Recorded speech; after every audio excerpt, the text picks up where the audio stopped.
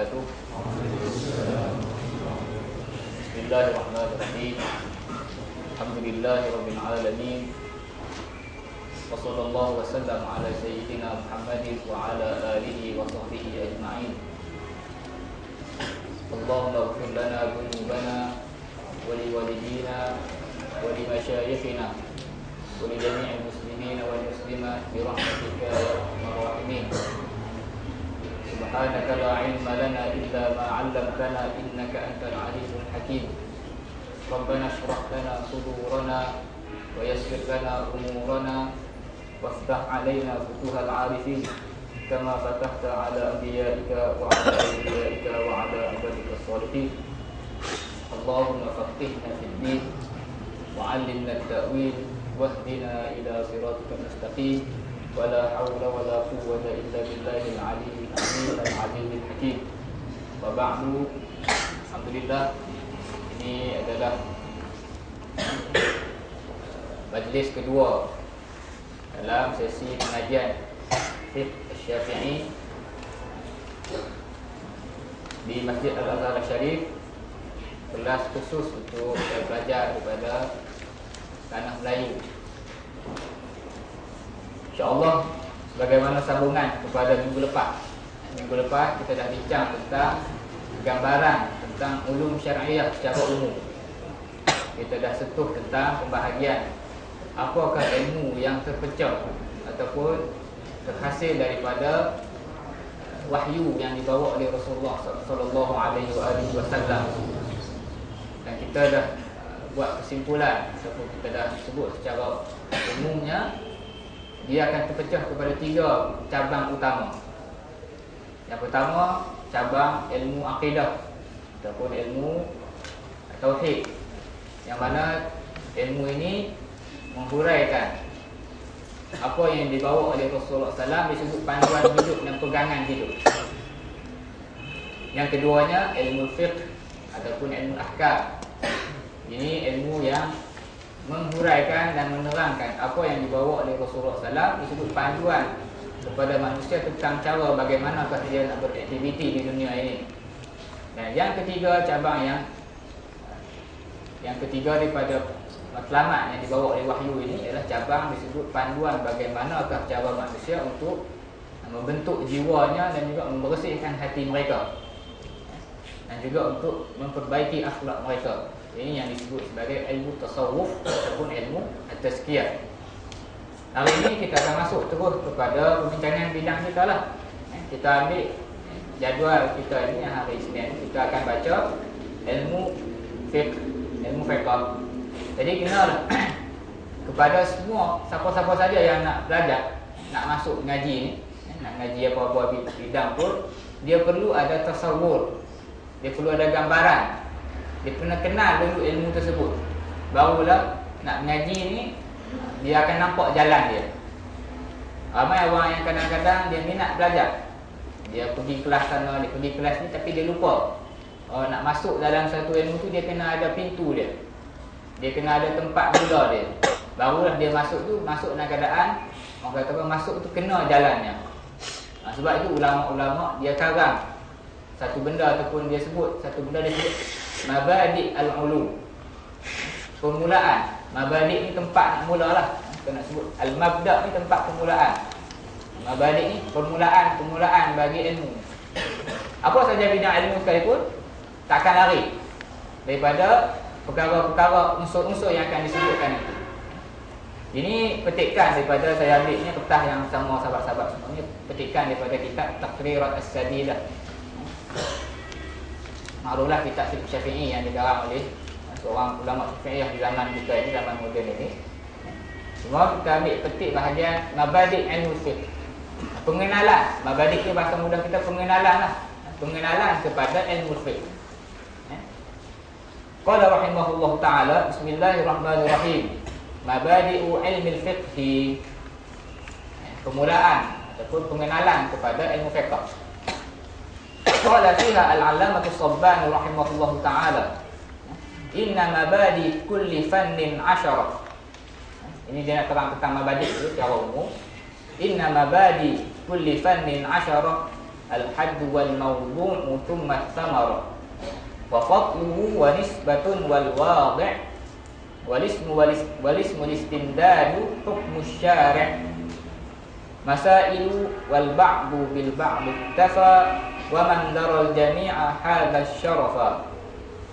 Syair ini, bait ini menerangkan tentang apa benda yang, apakah unsur, apakah perkara yang perlu kita tahu sebelum kita nak belajar sesuatu ilmu.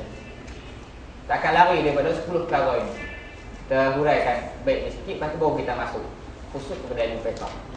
Dia kata inna mabadi kulli fannin, permulaan seseorang itu untuk belajar satu ilmu tu, dia kata kena ada 10 perkara. Kena tahu 10 benda. Kulli fannin tu, al-fannu ni maksudnya bidang lah. Terjemah untuk mudah faham ni bidang. Asal fannu ni seni, maksudnya bidang lah, bidang. Bidang ilmu yang dipelajari itu kena tahu 10 benda. Yang pertama al-haddu. Al-haddu ni ta'rif. Ta'rif ataupun definition lah. Apakah pengenal, apa ta'rif dan juga definisi terhadap ilmu tersebut. Itu yang pertama. Wal mawdu'. Mawdu' ni terjemah ataupun bahasa yang mudahnya bahan kajian. Kita terjemah bahasa kita ni sebut bahan kajian. Kita kaji apa dalam ilmu tadi? Bahan kajian. Apa yang akan dikaji dan dibincangkan dalam ilmu tersebut. Bahagian apa? Perkara yang ketiga yang kita kena tahu as-samarah. As-samarah ni kesan ataupun natijah daripada belajar ilmu tadi. Apakah faedahnya? Tengah-tengah disebut faedah. Samarah ni apakah natijah yang kita akan dapat daripada belajar ilmu ni tadi. Yang keempat wa fadluhu. Apakah kelebihan ilmu ni tadi? Saya akan sebutlah kelebihan ilmu ni, akan dapat ganjaran, akan dapat kedudukan yang tinggi di Allah Ta'ala. Macam-macam lah akan disebutkan nanti. Yang kelima nisbatun. Wa nisbatun. Nisbah ni, perkataan nisbah tu sandaran ilmu ni, disandarkan kepada apa. Tapi bahasa yang mudahnya ialah kategori. Kalau saya akan sebut kategori. Masuk kategori mana? Nisbah tu asalnya saya telah dinisbahkan. Asalnya nisbah ni dia akan sebut juga an-nisab. Seorang tu contoh dia sebut Al-Makki. Kita sangat kan gelaran Al-Makki ataupun Al-Madani. Itu dalam bahasa Arab, segi bahasa disebut tu an-nisab. Nisab ni disandarkan itu kepada siapa? Kepada tempat mana? Disebut Al-Makki tu dia dinisbahkan kepada tanah Mekah. Kalau Al-Madani ni dinisbahkan ke tanah Madinah. Jadi ilmu ni masuk nisbah, masuk kategori mana? Anak siapa ilmu ni? Keturunan siapa? Daripada kategori mana? Kumpulan mana? Sebab tu kita sebut kategori lah. Kategori apa ilmu ni tadi? Wal wadi'.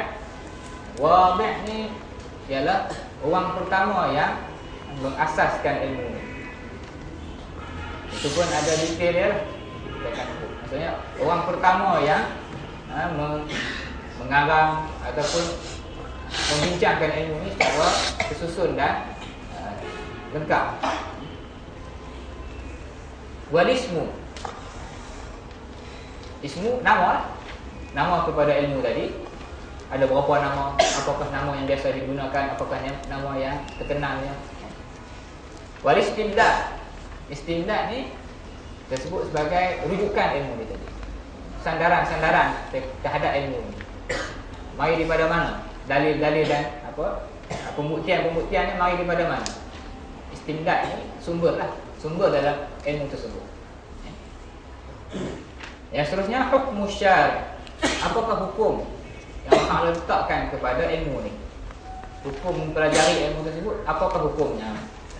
Apakah hukum mempelajari ilmu yang kita akan masuk? Berapa dah? 6. Yang ke-7 berapa? 9. Masailu. Masail ni ialah perbahasan lah. Perbahasan. Kalau mawdu' bahan kajian kita kan. Kalau masail ni kita sebut mudah faham, perbahasan dalam ilmu tersebut kan. Dia bahas macam mana? Apakah yang dibahaskan dalam ilmu tersebut? Kemudian Imam Sabban sambung, dia kata wal ba'du bil ba'd iktafa. Ada setengah orang, ataupun setengah bidang, ataupun setengah guru, ataupun setengah anak murid ni, dia berpada dengan sebahagian saja tak cukupkan 10.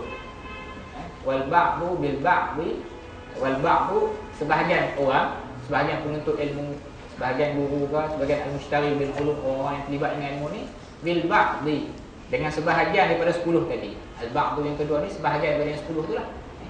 Bil ba'di kafa, dia berpada dengan sebahagian saja. Cuma disambung waman daral jami'a hadha syarafa. Barang siapa yang tahu 10-10, dia akan dapat kemuliaan. Maksud kemuliaan ni dia akan dapat syarafu, akan dapat kemuliaan untuk menguasai ilmu tersebut. Orang yang jaya menghimpunkan ke 10-10 pengenalan kepada ilmu yang akan dia belajar ini, dia akan dapat kemuliaan untuk dapat menguasai ilmu tadi. Kita bagi contoh sikit. Kita ambil contoh satu-satu lah. Kalau nak belajar perubatan ataupun nak belajar kejuruteraan, mestilah kena tahu dulu apa sebenarnya maksud ilmu perubatan ni. Dia akan sebutlah. Contoh, ilmu tib, dia akan sebut ilmu yang membincangkan tentang tubuh badan manusia. Satu ilmu yang membincangkan tentang tubuh badan manusia dari sudut sihat dan sakitnya tubuh badan tersebut. Itu dia punya definition. Ilmu yang membincangkan tentang tubuh badan manusia dari sudut sakit ataupun sihatnya badan tersebut. Dan juga apakah tindakan yang perlu, perawatan yang perlu sekiranya sakit, dan apa yang perlu untuk dibuat untuk mempertahankan kesihatan badan tadi. Ini ilmu perubatan. Itu dia punya definition. Boleh? Kemudian bahan kajiannya apa? Apakah bidang yang dikaji? Apakah objek yang dikaji dalam ilmu perubatan ini? Mestilah yang dikaji adalah batang tubuh dan juga badan manusia lah. Bukannya dikaji tiang. Yang akan kaji tiang ni ilmu kejuruteraan. Yang kaji batu-batu bangunan ni ilmu kejuruteraan. Lebih faham maudhu' tadi apa? Maudhu' bahan kajian. Kita akan kaji badan manusia. Kita akan tengok kalau muka pucat, tandanya apa? Kalau muka kuning, tandanya apa? Akan tunjuk kepada sakit apa? Tangan ketak-ketak, pasal apa? Macam-macam lah. Itu kita akan kaji badan. Kemudian as-samarah bagi ilmu perubatan akan dapat tahulah bagaimana cara untuk menjaga kesihatan tubuh badan, dan bagaimana cara untuk mengelak daripada sakit, ataupun bagaimana cara untuk merawat sakit yang ada pada tubuh badan manusia. Itu samarah, kesan ataupun faedah daripada belajar ilmu perubatan tadi. Wa fadluhu, fadlu ni kedudukan ataupun kemuliaan dia. Apakah kelebihan ilmu tadi? Fadlu ni sebenarnya ulama-ulama akan bincang kedudukan disebut apakah faedah dan hasil daripada belajar tadi. Dia akan sebut ilmu ni lah ilmu yang sangat mulia. Sebab apa? Sebab ilmu ni melibatkan ilmu yang mulia dan penting. Sebab kalau tidak ada kesihatan tubuh badan, dia tidak dapat melaksanakan perintah-perintah Allah Ta'ala. Itu disebut kelebihan ilmu tadi. Ada setengah ilmu tak penting pun.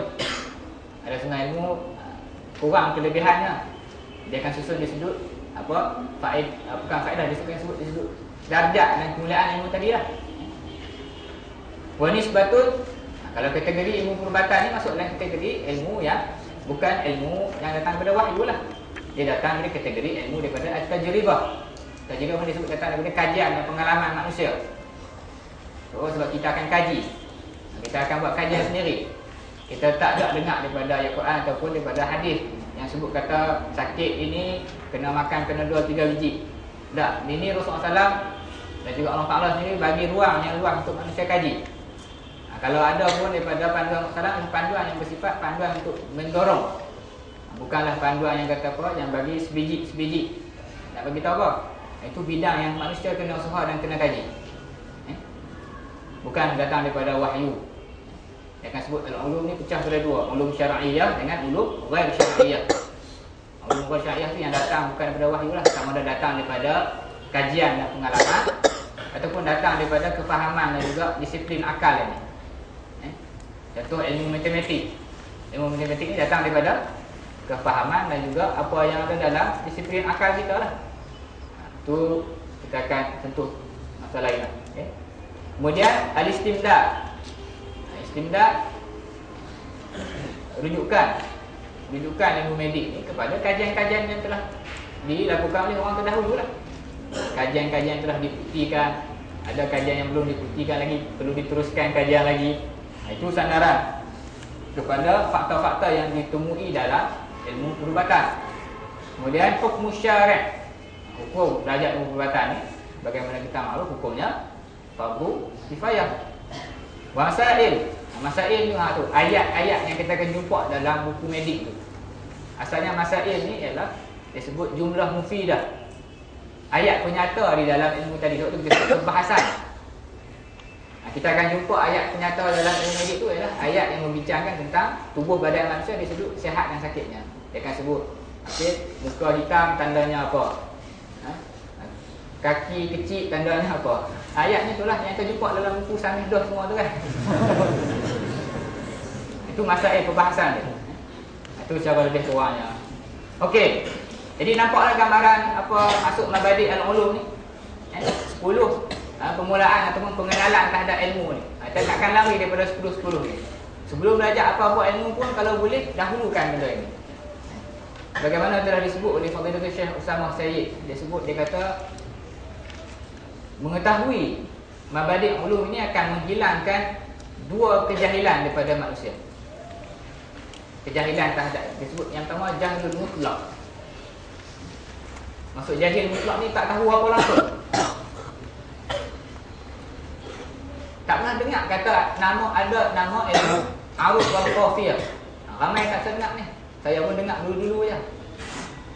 Tak pernah apa Ustaz ilmu aruf dan qafiyah ni. Ini qafiyah saya tahulah. Contoh maknanya jahil mutlak, tak tahu langsung, tak ada gambaran dan maklumat langsung. Jadi bila kita berjaya belajar, kita tahu mabadi ulum, hilanglah kata jahil mutlak tadi. Asalnya tak tahu ilmu tadi, bila belajar tahu tentang 10-10 ni, dapatlah gambaran awal kepada kejahilan mutlak tadi. Gambaran terhadap ilmu tadi. Yang keduanya disebut jahil nisbi. Jahil nisbi ni maksudnya jahil sebahagian dan juga tahu sebahagian.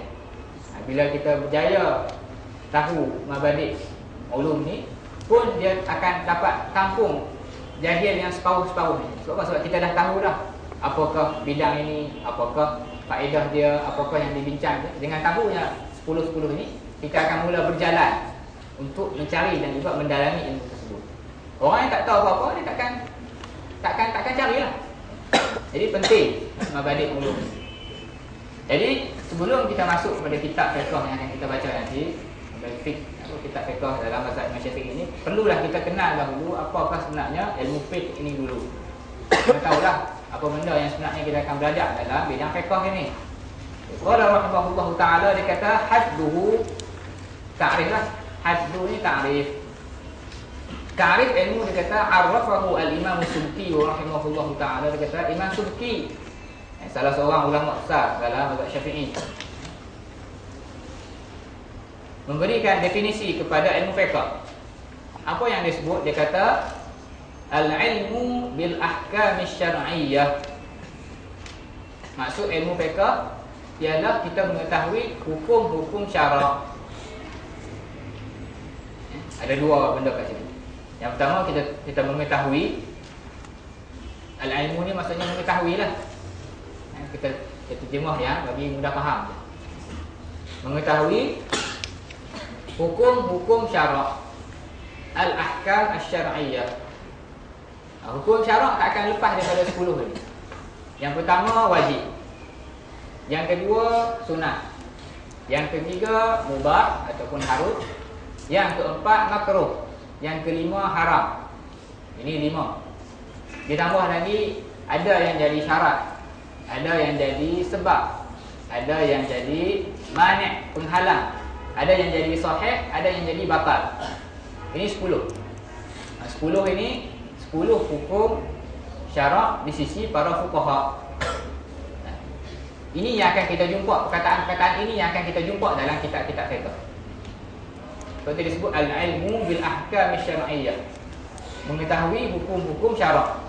Mengetahui hukum wajib, mengetahui hukum sunat, mengetahui apa yang sah, apa yang batal, apa yang menjadi syarat, apa yang menjadi sebab, apa yang menjadi penghalang kepada sahnya sesuatu amalan itu.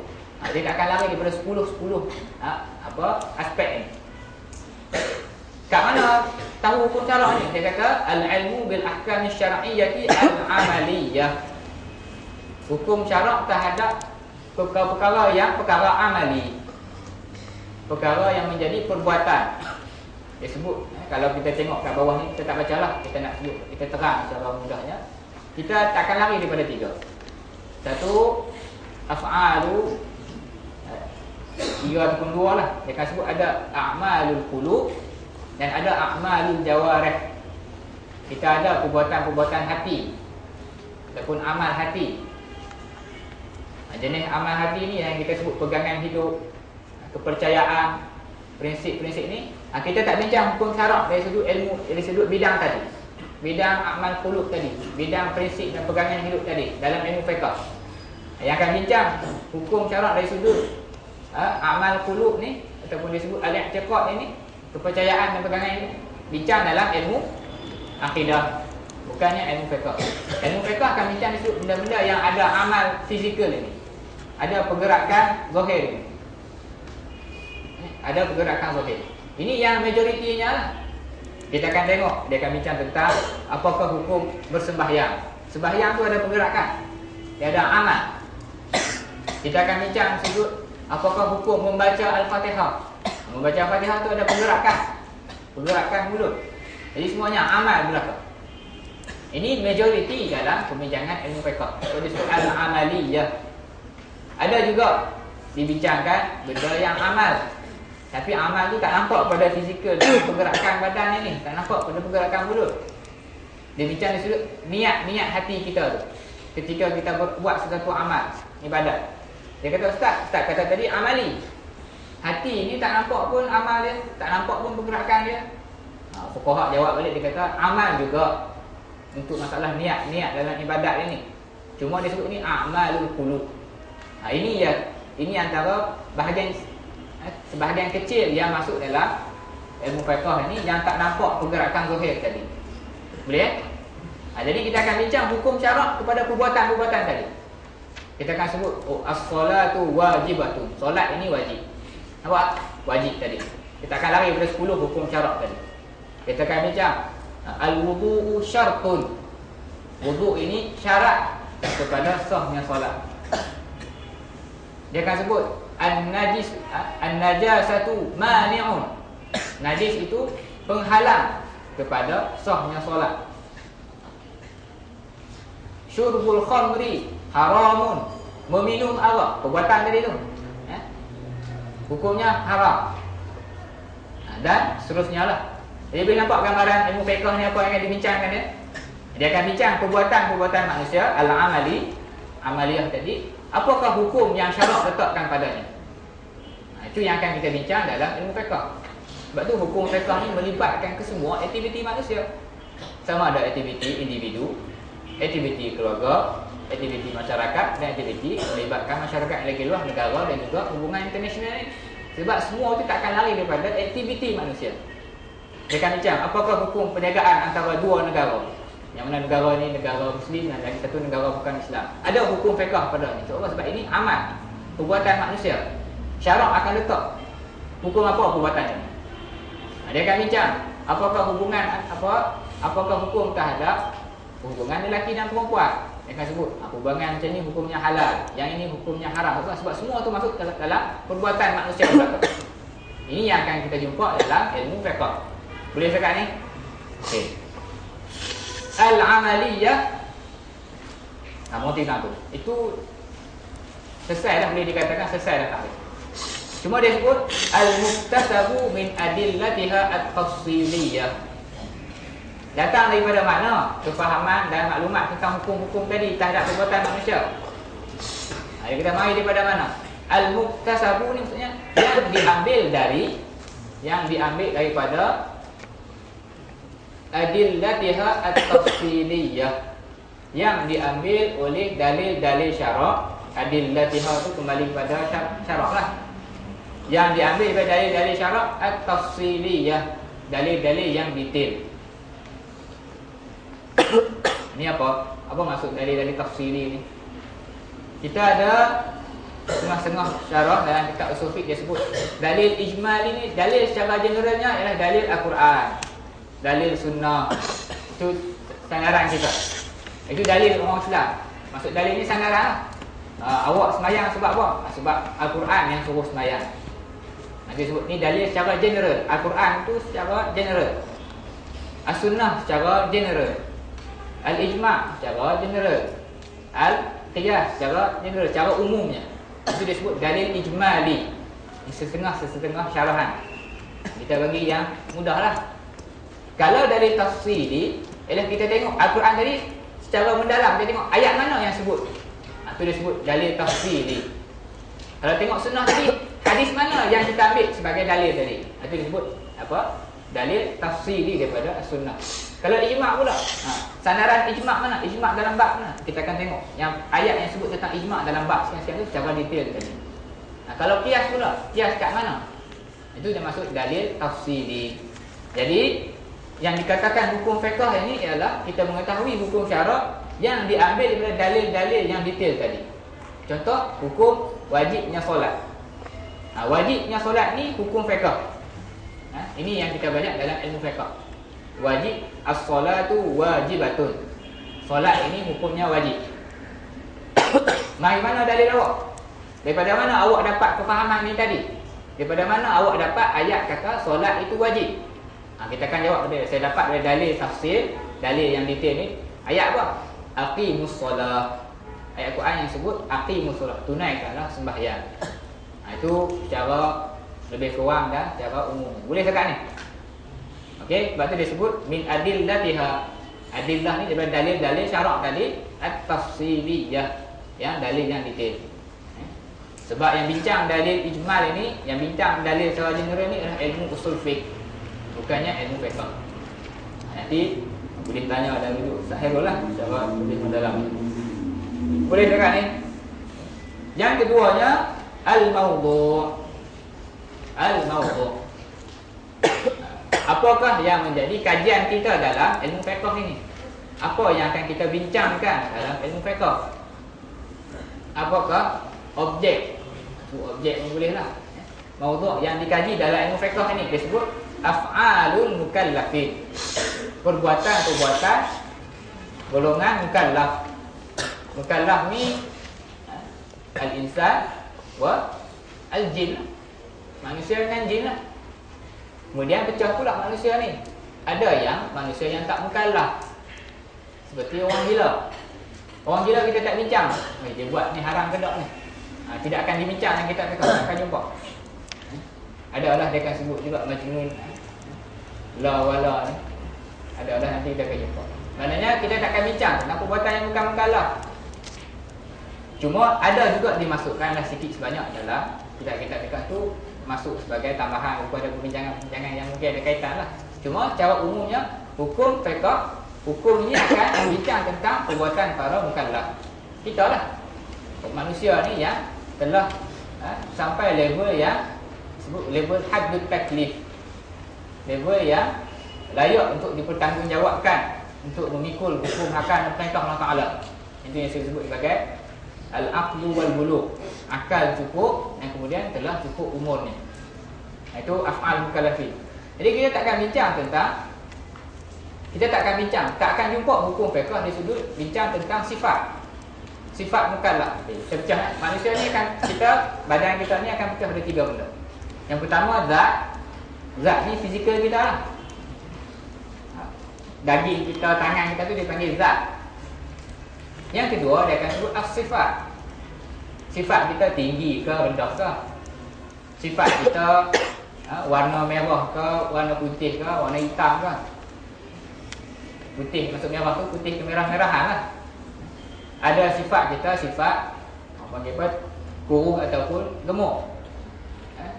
Jadi ada lagi satu al-af'al. Kita tumbuk orang. Bagi contoh hak teruk saja Ustaz. Kita bagi makan kepada orang, kita bagi salam kepada orang, kita bersembahyang. Itu yang ketiga af'al. Nampak pecahan ni? Kita ada zat, kita ada sifat, dengan kita ada al-af'al, kita ada perbuatan. Hukum fiqh, fiqh ni, bidang fiqh dia akan bincang di sudut al-af'al tadi. Dia akan bincang perbuatan tadi.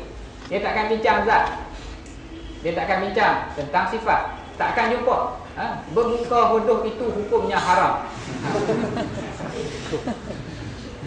Berbadan gemuk itu hukumnya sunat. Lagilah tak jumpa. Sebab apa? Dia tak akan bincang masalah sifat. Dia tak akan bincang masalah zat. Tapi kuruskan badan itu hukumnya sunat. Ni lawak ni jangan masuk.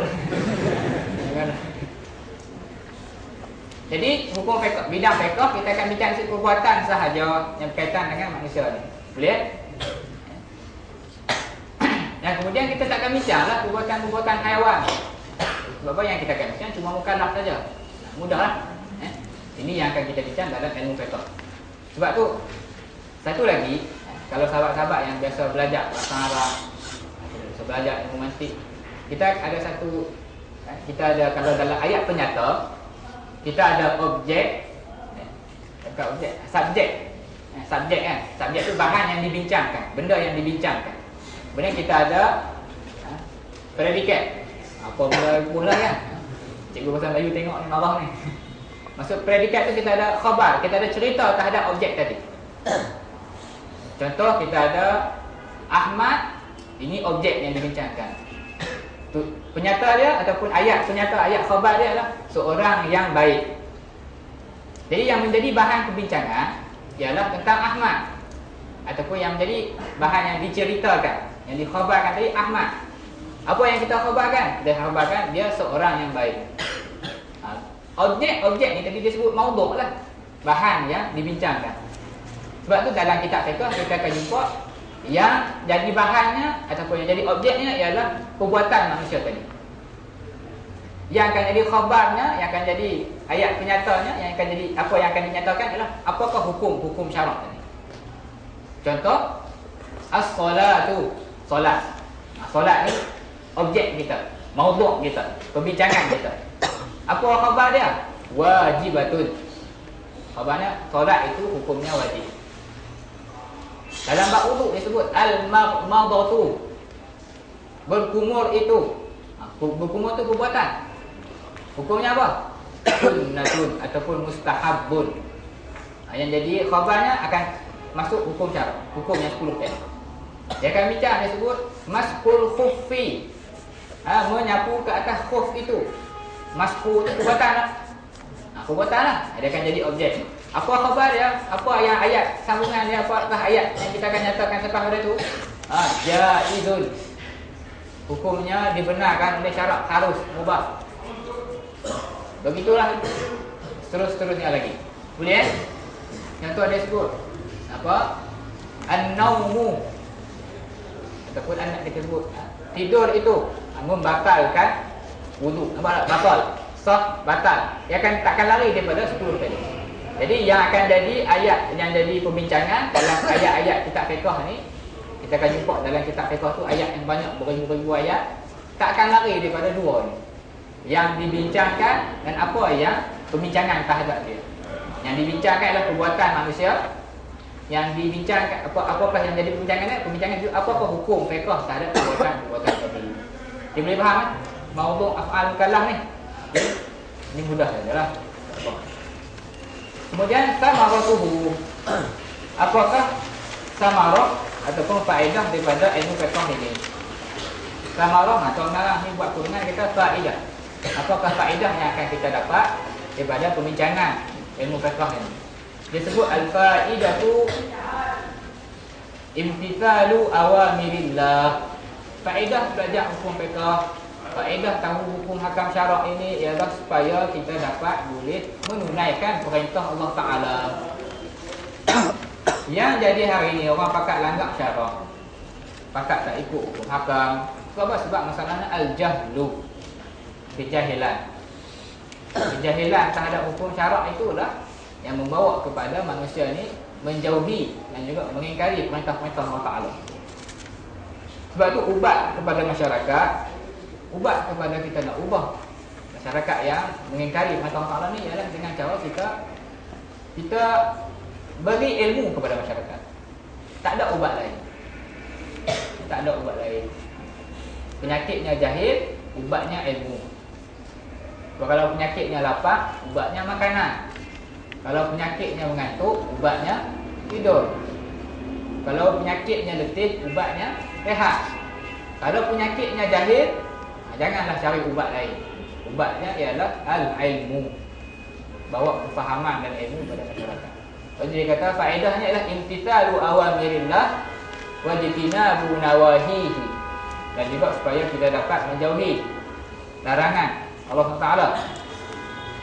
Wa hiya haqiqatut taqwa. Inilah pengertian sebenar bagi takwa. Hakikatnya inilah pelaksanaan yang tepat dan pelaksanaan yang bertepatan dengan perkataan takwa. Kalau kita sebut takwa ni, realitinya apa? Apakah realiti dan isi takwa tadi? Takwa ni isinya tunaikan perintah dan jauhi larangan. Ini faedah kita belajar ilmu fiqh. Faedah kita tahu ilmu hukum hakam ini.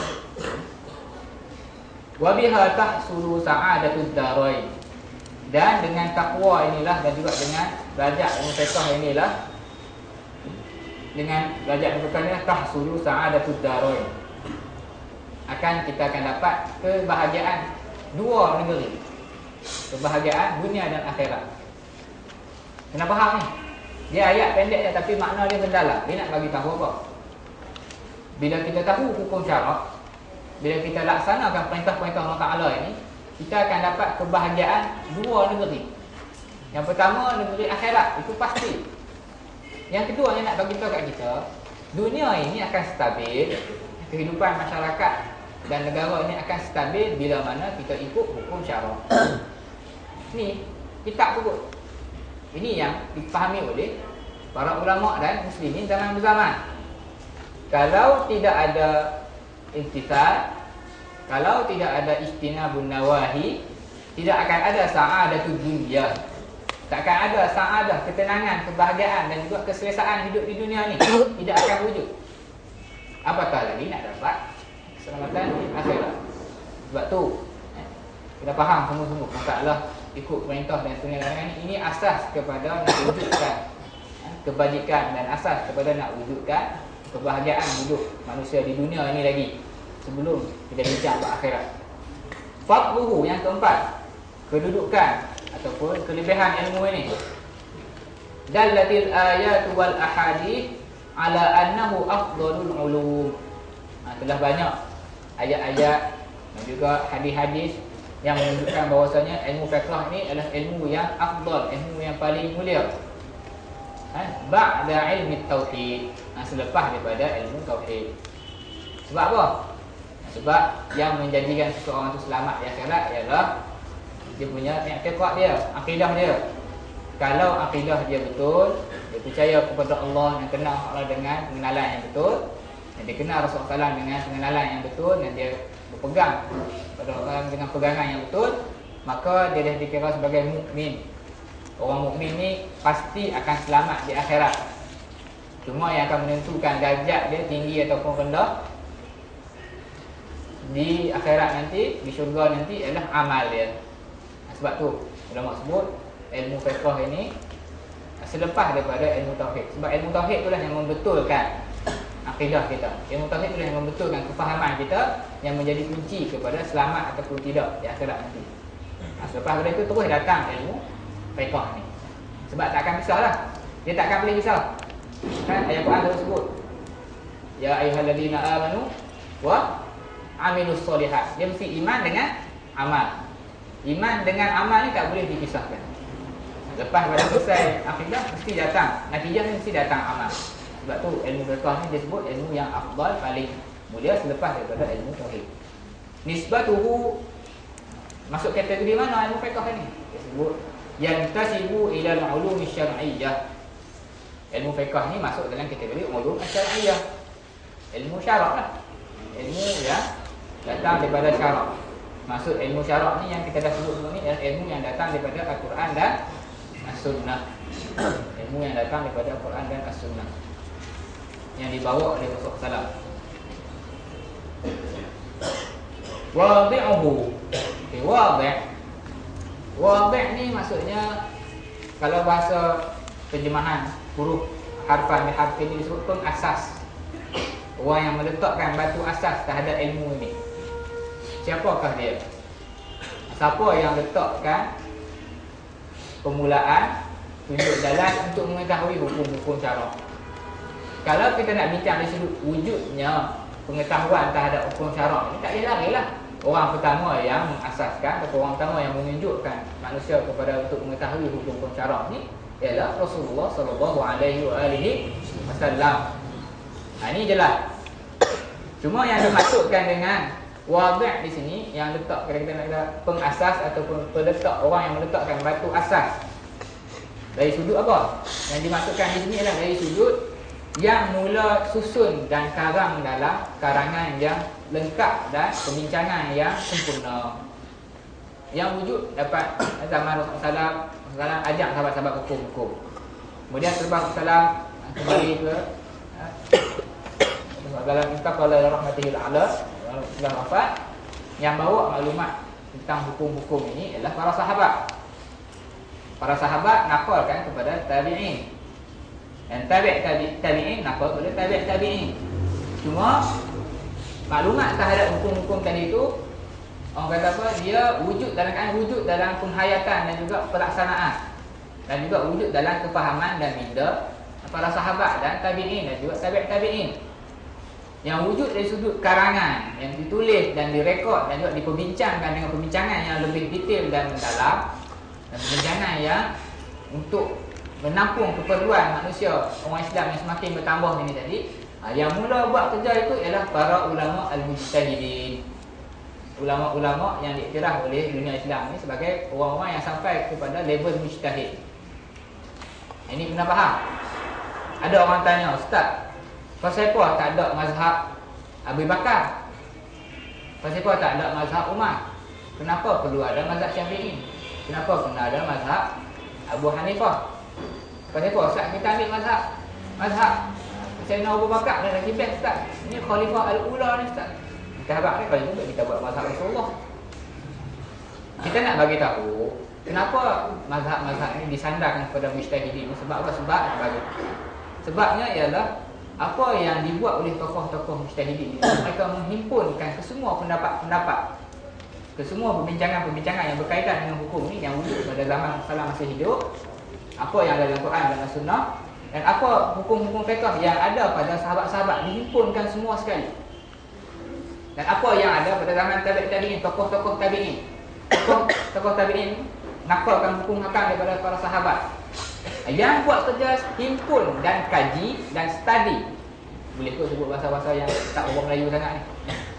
Yang buat kajian dan himpun, kemudian buat dirasah, kemudian susun dengan susunan yang boleh dimanfaatkan oleh umat lepas itu ialah tokoh-tokoh mujtahidin ini. Maknanya kesemua pendapat yang ada pada sahabat-sahabat, ada pada tabi'in dan tabi'in, apa saja yang mana, tokoh-tokoh ni Imam Syafi'i himpun semua sekali dalam kepala otak Imam Syafi'i. Lepas dia himpun, dia kaji dan dia susun apakah yang kita boleh ambil daripada hukum ini, macam mana, apakah faedah dan juga kesan pada peristiwa-peristiwa yang akan datang pula. Maknanya bukan mudah-mudah lah kerja tu. Dia himpunkan pendapat tadi, kemudian keluarkan kesimpulan, keluarkan kaedah, dan keluarkan cara memahami hukum hakam, keluarkan usul fiqh, keluarkan apa yang dapat dihimpunkan daripada apa yang ada dalam minda sahabat ini untuk mengetahui hukum hakam pula. Imam Syafi'i lah, dan juga imam-imam mujtahidin yang lain lah yang laksanakan tugas ini. Sebab itu kita sebut mereka ni sebagai mujtahidin, ataupun golongan yang menjadi rujukan untuk kita memahami hukum hakam syarak. Sebab apa yang diperbuat itulah yang lebih selamat dan terjamin untuk kita fahami apa yang ada pada zaman sahabat dan apa yang dibawa oleh Rasulullah SAW. Jangan lupa makanlah. Dia kata entah nak ikut Imam Syafi'i ke nak ikut Rasulullah SAW. Ucapan itu nampak betul tapi sebenarnya jahat. Sebab kita akan jawab balik, saya bukan ikut Imam Syafi'i sebagai dia yang bernama orang yang bernama Syafi'i. Saya mengikut dia sebab dia bawa kefahaman yang ada pada Al-Quran dan As-Sunnah. Dialah orang yang lebih faham Al-Quran dan As-Sunnah.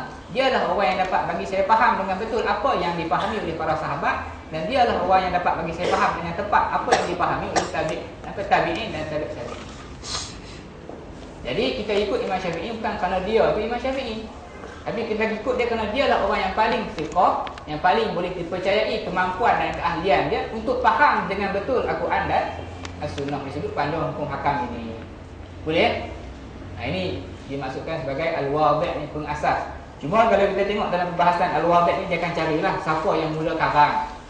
Karangan siapakah yang lengkap yang sampai kepada kita dalam bentuk karangan yang lengkap dalam bidang fiqh ini.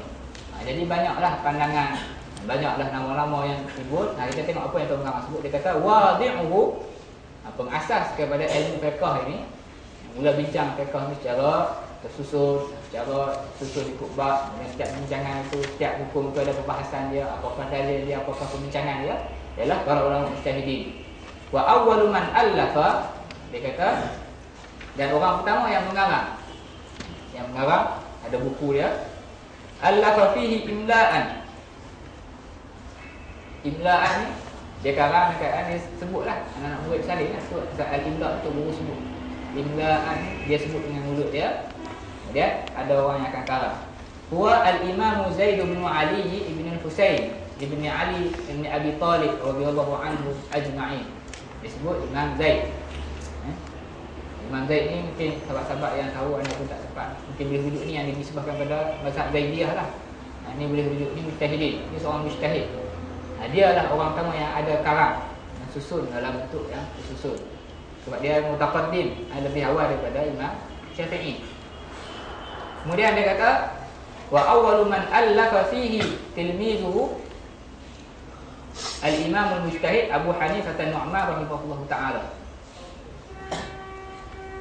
Yang mula mengarang daripada kalangan anak muridnya pula ialah Imam Abu Hanifah. Cuma ala kulli hal, nak beritahu, kalau kita nak sebut fiqh Syafi'i, orang yang pertama yang karang ilmu hukum hakam ni berdasarkan kefahaman Imam Syafi'i terhadap Al-Quran dan As-Sunnah, yang kefahaman para sahabat. Siapa yang mula karang? Imam Syafi'i sendirilah. Kalau kita bincang di situ mazhab Syafi'i, sebab dia lah orang yang pertama yang karang dan tulis apa yang dipahami oleh beliau dalam buku fiqh. Imam Syafi'i karang untuk hukum fiqh, bincang furu' fiqh, kitab apa? Kitab Al-Um. Kalau kitab usul fiqh, tu lagilah. Kitab usul fiqh, orang pertama karang usul fiqh ni ialah Imam Syafi'i. Dan kitab Ar-Risalah. Cuma ala kulli hal boleh faham kan? Orang yang starting, orang yang mulakan perbincangan fiqh berdasarkan kefahaman Imam Syafi'i ni, Imam Syafi'i sendirilah. Kalau nak kira jumlah mujtahidin, semua sekali yang ada sampai rekod pada kita ni lebih daripada 100 orang. Zaman seorang salah, para sahabat tabi'in itu kita letak atas lah. Itu semua tokoh-tokoh besar semua. Cuma yang datang setelah pada itu, yang diiktiraf oleh ummah sebagai mujtahid, ialah lebih kurang 100 orang lebih. Tokoh-tokoh yang ada pada zaman itu. Contohnya Imam Al-Tabari, Imam Auza'i, Imam Al-Layth di Mesir ini. Banyaklah kalau kita tengok, banyak. Imam Muzani, anak murid Imam Syafi'i sendiri. Ramai lagi lah Imam Ahmad Hanbal. Cuma apa kelebihan yang ada pada mazhab yang empat ini? Apa kelebihan yang ada pada mazhab yang empat ini? Kita sentuh sikit ya. Kita mampu takat wadihnya kan ni. Minggu depan kita sambung baki dan kita terus masuk kitab, insya-Allah. Kita tak mau ambil masa yang panjang. Kelebihan yang ada pada keempat-empat mujtahidin ini, empat orang mujtahid ini ialah apa yang difahami oleh mereka dan apa yang diajarkan oleh mereka tadi ada di kalangan anak-anak murid mereka yang rekodkan,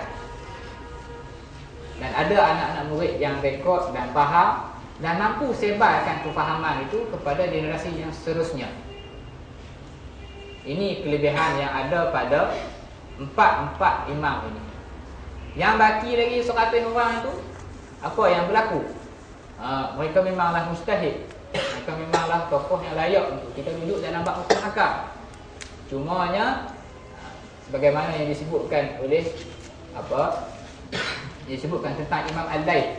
Imam Al-Layth ni disebutkan katanya dia ini lebih faqih daripada Imam Malik. Tapi ucapan yang akhir kata illa anna tilmizahu dhayya'uhu. Melainkan anak-anak muridnya lah yang telah tidak atau dhayya'u ni mensia-siakan lah. Maksud mensia-siakan ni bukan kata anak-anak murid ni tak beradab. Maksudnya anak-anak murid ini tidak menyebarkan apa yang diajar dan dipahami oleh Imam Al-Laits.